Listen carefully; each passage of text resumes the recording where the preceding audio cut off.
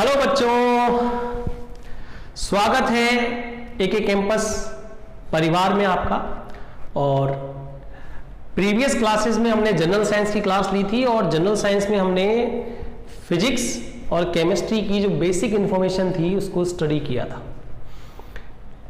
Next अब हम क्या कर रहे हैं कि हम जो बायोलॉजी का ब्रॉड पार्ट है, जहां से सबसे ज़्यादा जनरल साइंस के क्वेश्चंस पूछे जाते हैं, उसको शुरू करने जा रहे हैं। तो बच्चों, जनरल साइंस में बायोलॉजी का जो सेक्शन है वो बहुत इंपॉर्टेंस रखता है, क्योंकि जनरली क्वेश्चन बायोलॉजी के फैक्टर से ज़्यादा आते हैं। और बायोलॉजी जो है वो हमारी नॉर्मल ज़िंदगी से जुड़ी हुई है। रोज़मर्रा के कार्यों में जिन चीज़ों का हम उपयोग करते हैं, जिन चीज़ों को हम पढ़ते हैं, वो सब बायोलॉजी के अंतर्गत आते हैं। तो आपको ये जान के खुशी होगी कि जो चीज़ हम पढ़ रहे हैं वो हमारे आसपास की लिविंग थिंग्स ही हैं, जिनके बारे में अच्छे से जानकारी हम लेंगे। ठीक है, और जितना मुझे आता है उतना मैं आपको एक्सप्रेस करने की कोशिश करूंगा। ठीक, मेरा नाम एके वर्मा है और मैं जनरल साइंस को थोड़ा सा पढ़ता हूं और हो सकता है कि मेरे पास जो नॉलेज है वो मैं आपके साथ शेयर करूं। तो लेट्स बिगिंस, हम करते हैं शुरू। ठीक है, तो आज का जो हमारा टॉपिक है, ठीक, वो है पोषक तत्व।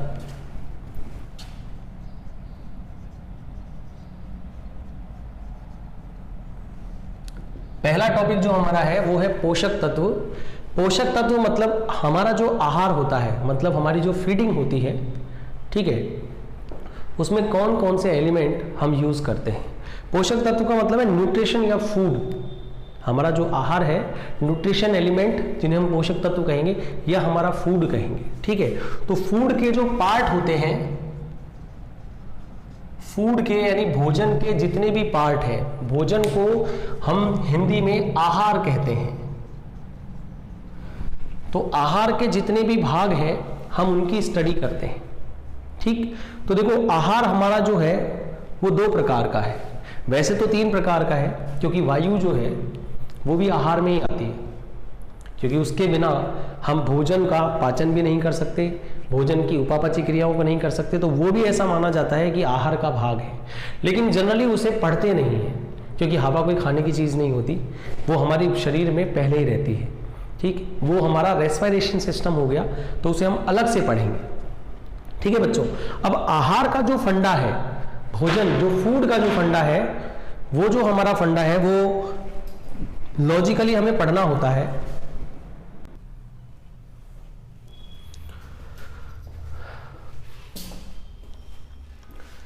तो बच्चों, हम आहार की बात कर रहे थे और हमारा फूड जो है, जो हमारा आहार है, वो आहार जनरली क्या होता है, दो भागों में बटा होता है। ठीक, एक तो उसका होता है मुख्य रूप आहार का।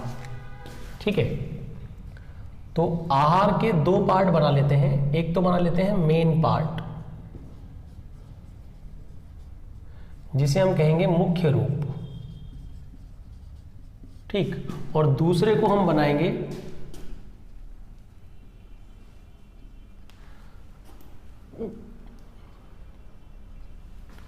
हमारा जो पहला मेन पार्ट है, ये लार्ज स्केल में होता है। ठीक है, मतलब वृहद रूप में पाया जाता है। और ये जो हमारा है ये अल्प रूप में होता है। ठीक है, इसको शॉर्ट फॉर्म भी बोल सकते हैं, फूड का शॉर्ट फॉर्म, अल्प रूप में पाया जाना। ठीक, क्योंकि मेन जो इंग्रेडिएंट है वो यही है, लार्ज स्केल में वृहद रूप में जो पाया जाता है, मुख्य भाग जो होता है। और ये हमारा जो पार्ट होता है सहायक भाग कहलाता है, भोजन का सहायक भाग। तो भोजन के दो भाग हो गए, एक हमारा मुख्य भाग हो गया, एक हमारा अल्प रूप हो गया, शॉर्ट फॉर्म हो गई। स्मॉल अमाउंट में, या ऐसे कह सकते हैं अल्प रूप में उसको पढ़ा जा सकता है। देखो बच्चों, नेक्स्ट इसमें सबसे पहले आता है प्रोटीन। प्रोटीन, दूसरा आता है कार्बोहाइड्रेट, कार्बोहाइड्रेट,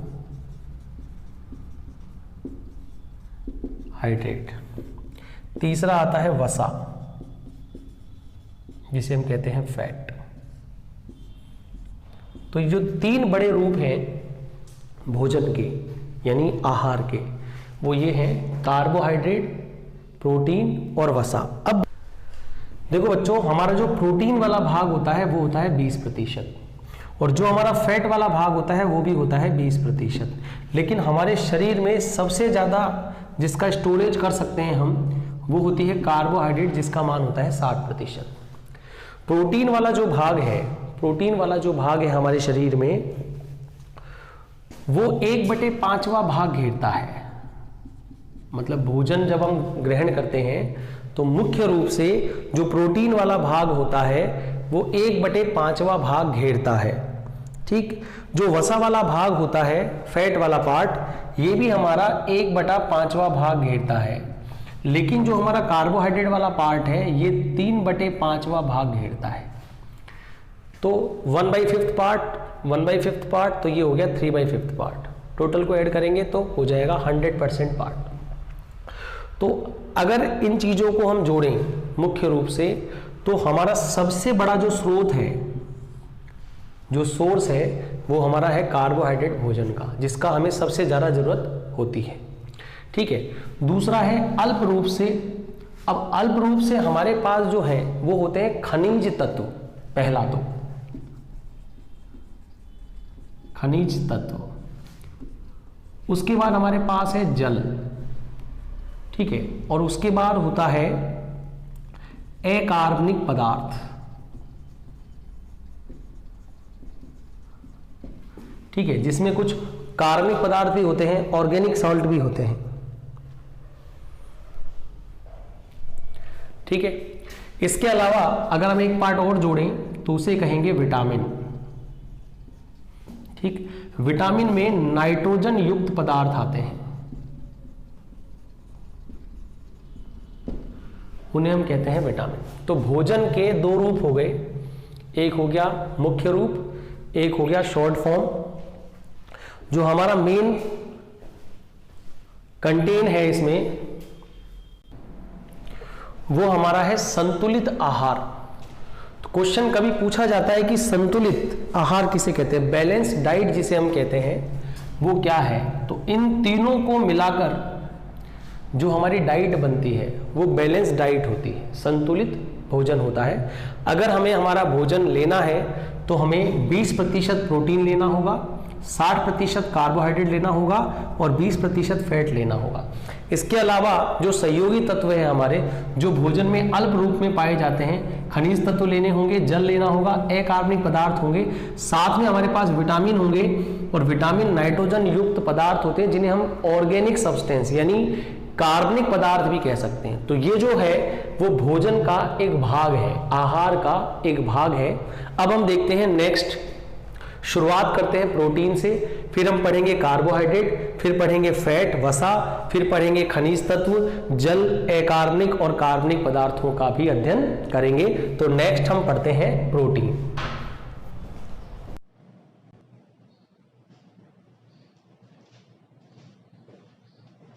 नेक्स्ट हम पढ़ते हैं बच्चों प्रोटीन।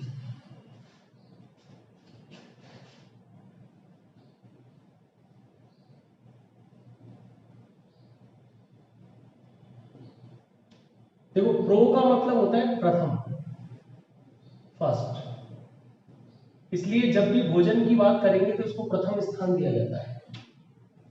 ठीक है, प्रोटीन। ठीक, एक्चुअल में प्रोटियस वर्ड से इस वर्ड का फॉर्मेशन हुआ है। प्रोटियस एक ऐसा व्यक्ति था जो राजा के नाम से जाना जाता था। ठीक है, तो उसी हिसाब से प्रोटीन नाम को बनाया गया है। इसकी डिस्कवरी जो है वो प्रोटीन नाम से है। अगर मैं इसकी खोज का श्रेय देखूं या इसका नाम देखूं, तो इन दोनों चीजों पर क्वेश्चन आता है कि खोज किसने की और नाम किसने दिया। तो प्रोटीन की खोज जिसने की उसका नाम था मुल्डर, और जिसने नाम दिया उसका नाम था बर्जीलियस। तो ये काफी बार क्वेश्चन पूछा जाता है कि प्रोटीन का नाम किसने दिया और प्रोटीन की खोज किसने की। इसलिए क्योंकि ये हमारा बहुत बड़ा पार्ट है, तो इसलिए हमें ये चीज पता होनी चाहिए। प्रोटीन क्या है? अगर आपसे पूछ लिया जाए कि व्हाट इज प्रोटीन, तो आप कहोगे प्रोटीन एक बहुलक है। बहुलक को हम पॉलीमर बोलते हैं। बहुलक मतलब एक बड़ी या वृहद श्रृंखला है, जिसे हम बोलते हैं लॉन्गर चेन। ठीक, एक बहुत बड़ी श्रृंखला है जो किससे मिलकर बनी होती है, तो ये मिलकर बनी होती है एमिनो अम्लों से।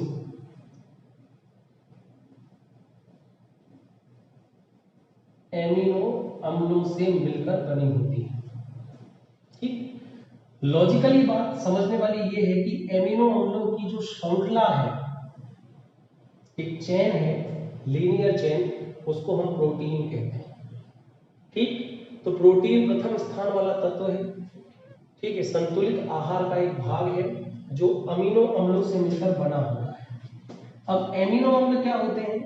ये ऐसे पदार्थ हैं जिनके अंदर एसिड भी होता है और बेस भी होता है, यानी अम्ल और क्षारों से मिलने वाले ऐसे ऑर्गेनिक सब्सटेंस।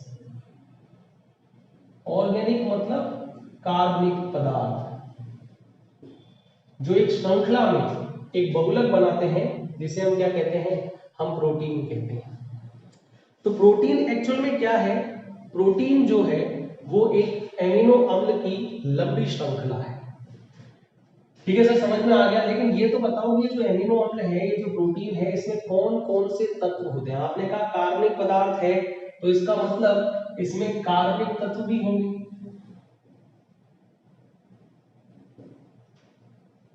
देखो, इसको याद रखने का तरीका है Sp का खून हुआ, CHON खून। तो Sp का जब खून होता है तो प्रोटीन का निर्माण होता है। ठीक, अब आप याद रखोगे खून मतलब CHON खून और Sp, तो आप जानते हो Sp क्या होता है, वो को तो ना पता। ठीक, तुमको पता होगा Sp क्या होता है, तो उस हिसाब से देख लेना।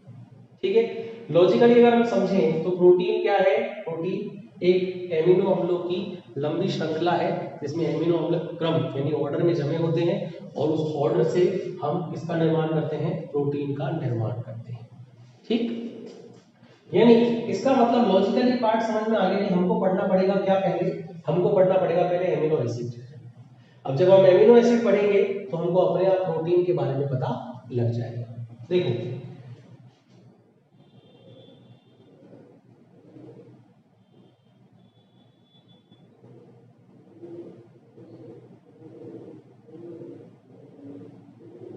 ये जो हमारी संरचना है NH2 CH2 COOH, तो इसमें जो NH2 वाला भाग है वो तो है क्षारीय प्रवृत्ति का है, और जो COOH वाला भाग है वो है एसिड यानी अम्लीय प्रवृत्ति का है। ठीक है, और ये कार्बनिक श्रृंखला है जिससे इन दोनों को जोड़ा गया है। अब मैंने क्या किया कि मैंने इसका एक हाइड्रोजन हटा के यहां पर लगा दिया R समूह। इस R का मतलब होता है वृहद श्रृंखला। किसकी? कार्बन। अब इसमें कार्बन की श्रृंखला जुड़ती जाएगी, ठीक है, और बहुत सारे एमिनो अम्ल बनते जाएंगे। ठीक, अब होगा क्या? देखो क्या होता है, एक अपघटन अभिक्रिया होती है, मतलब जल का अणु बाहर निकलता है।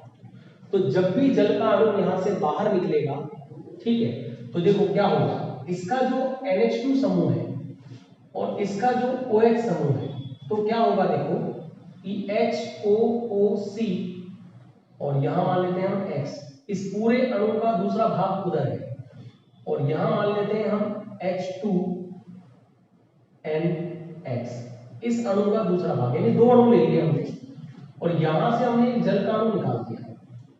तो जल का अणु निकालने के बाद में हमारे पास बचा XNH, ठीक है, और इन दोनों के बीच में एक बंध बन गया।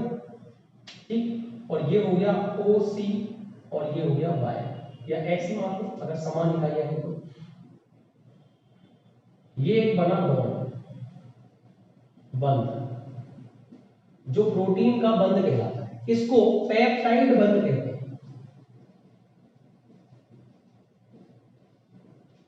ठीक है, तो प्रोटीन का एक और नाम हमारे सामने आया, इसे पॉलीपेप्टाइड चेन कहा जाता है।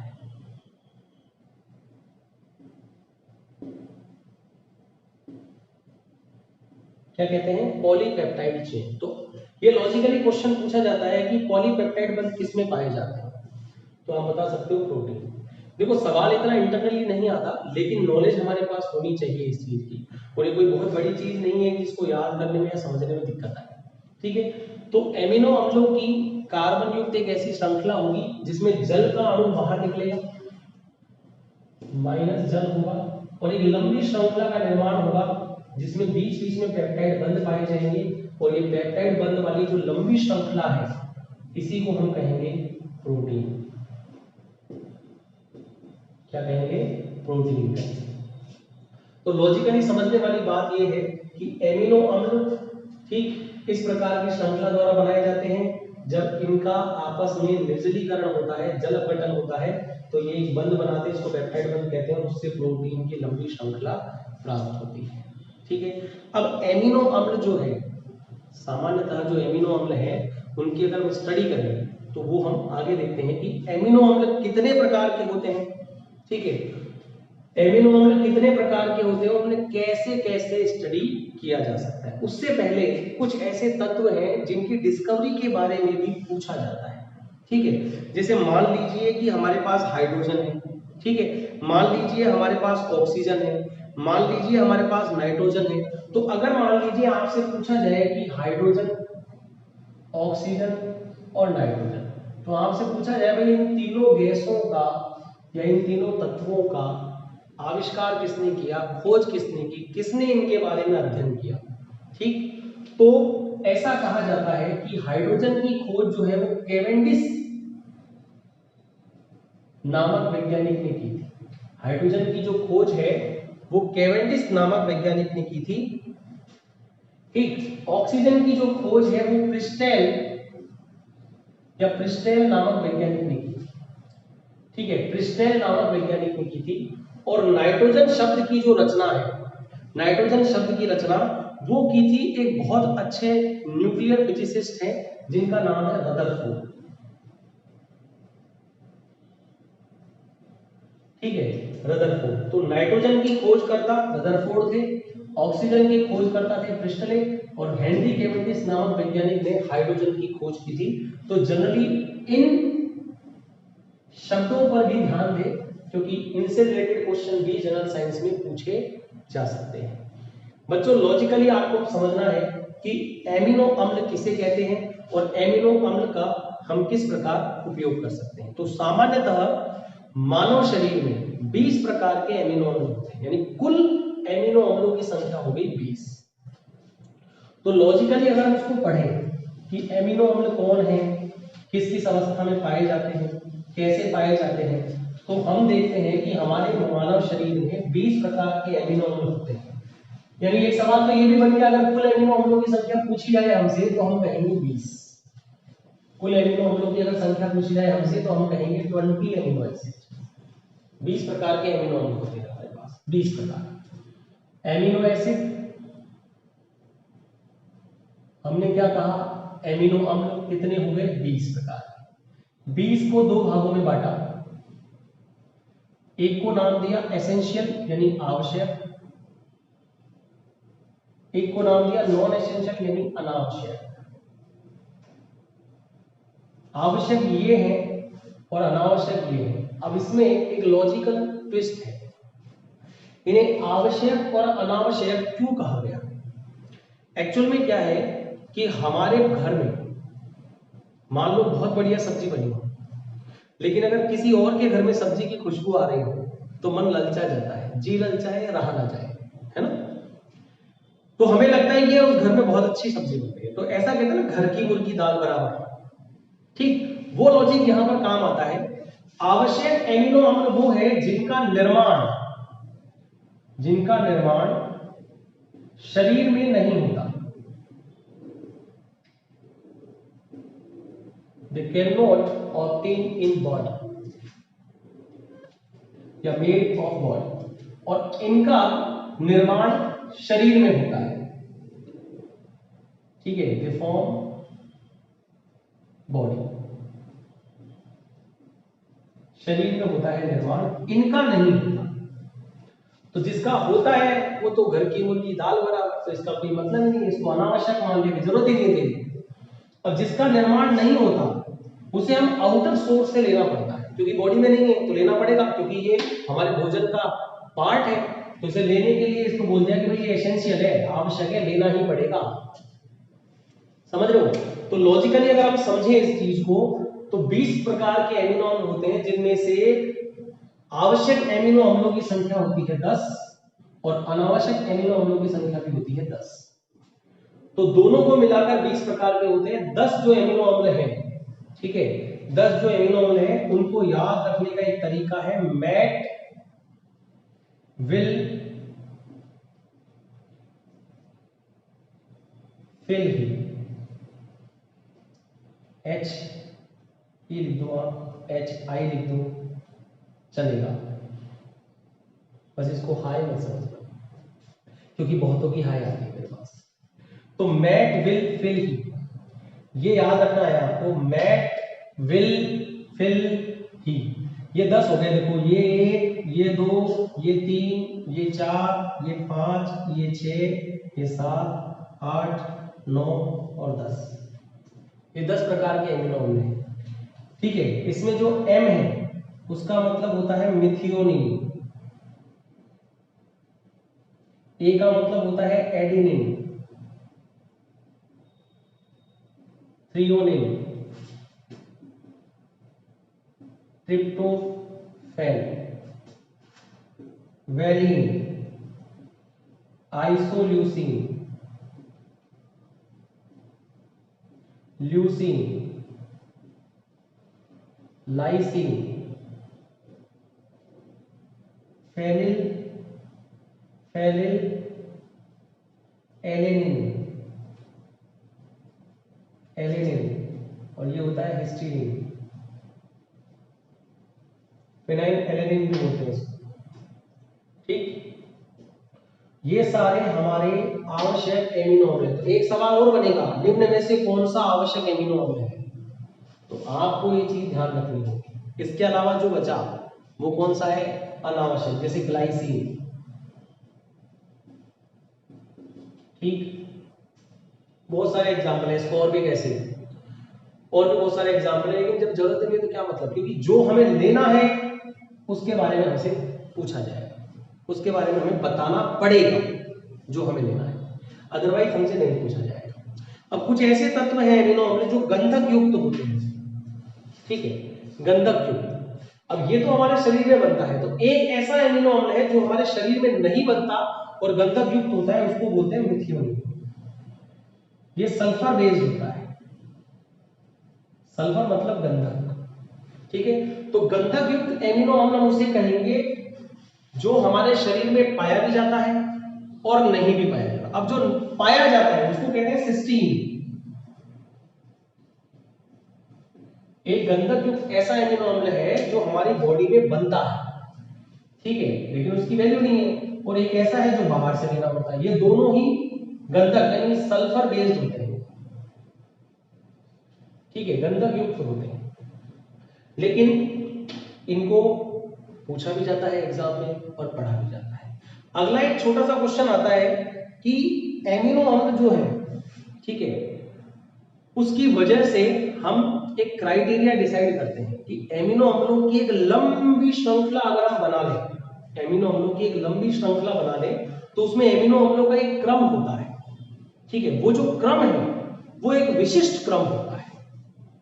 मतलब ये मान लीजिए कि ये आवश्यक एमिनो अम्ल जो हमारे पास है और ये अनावश्यक एमिनो अम्ल जो हमारे पास है, ठीक है। अब ये जो एमिनो अम्ल है ये एक ऑर्डर में जमे होते हैं। जैसे मान लीजिए हमारे पास यहाँ पर वैलिन है, वैलिन के बाद हमारे पास यहाँ पर ट्रिप्टोफैन है, उसके बाद हमारे पास सिस्टीन है मान लीजिए, उसके बाद ल्यूसीन है मान लीजिए। अब ऐसा मान लीजिए कि ये हमारे पास है 4 एमिनो अम्ल एक क्रम में है, तो ये जो क्रम है ना ये विशिष्ट होगा और ये किसी प्रकार की एक प्रोटीन का निर्माण करेगा। अगर मान लीजिए कि इस क्रम में कोई बदलाव हो गया, मतलब वेलिन के स्थान पर कोई और एमिनो अम्ल आ गया तो उससे प्रोटीन का जो भाग है वो डिसऑर्डर्ड हो जाएगा। ऐसा होने से सिकल सेल नामक रोग हो जाता है जिसे सिकल सेल एनीमिया रोग कहते हैं, जिसमें आरबीसी जो है वो हंसियाकार हो जाती है। नॉर्मल जो हमारी आरबीसी है, रेड ब्लड कार्पसल्स, वो प्रोटीन की बनी होती है और नॉर्मली आरबीसी इस प्रकार की होती है। लेकिन अगर ऑर्डर चेंज हो जाए तो आरबीसी ऐसी हो जाती है, गंडासे के आकार, जिसे हंसिया कहते हैं। सब्जी काटने का या खेतों में काम करने वाले जो हंसी होते हैं ना, उसके आकार की हो जाती है। इस डिजीज को कहा जाता है सिकल सेल एनीमिया। और आरबीसी ऐसी हुई तो इंसान निपट लेगा, इंसान को मिलेगा आरएनएस, मतलब राम नाम सत्य, ये डिग्री मिल जाएगी उसको अगर उसके अंदर ये डिजीज डेवलप हो गई, क्योंकि इस डिजीज का कोई भी तोड़ नहीं है। हालांकि इलाज चल रहे हैं, लेकिन ये डिजीज बहुत बढ़िया है। अगर किसी को मिल जाए तो एक अच्छी उपाधि वो देती है डिजीज, ठीक है। तो आप कोशिश करें कि उपाधि ना लें, बहुत उपाधियां हैं जीवन में, उनको ले लें। तो एमिनो एसिड की जब भी बात करेंगे तो एमिनो एसिड जो है वो एक ऑर्डर में होता है, डिसऑर्डर में नहीं होता, ठीक है। अब एमिनो एसिड की अगर हम बात करें तो कुछ एमिनो एसिड जो है वो ऑक्सीडाइज हो जाते हैं और कुछ ऐसे हैं जो डीऑक्सीडाइज हो जाते हैं।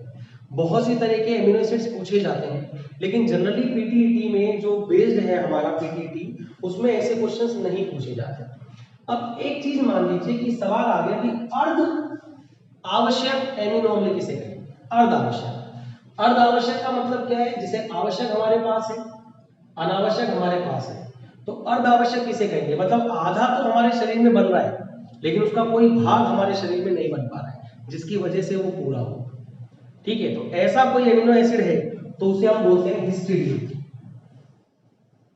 इसे अर्ध एमिनो एसिड के नाम से भी जाना जाता है, हाफ एमिनो एसिड, ठीक है। तो ये आप ध्यान रखिएगा, एमिनो एसिड से संबंधित ये टॉपिक आपका कंप्लीट होता है, ठीक है। अब प्रोटीन के जो कैरेक्टर है, जो गुण है, वो हम आगे पढ़ेंगे, ठीक है बच्चों। नेक्स्ट क्लास में इसको डिस्कस करेंगे।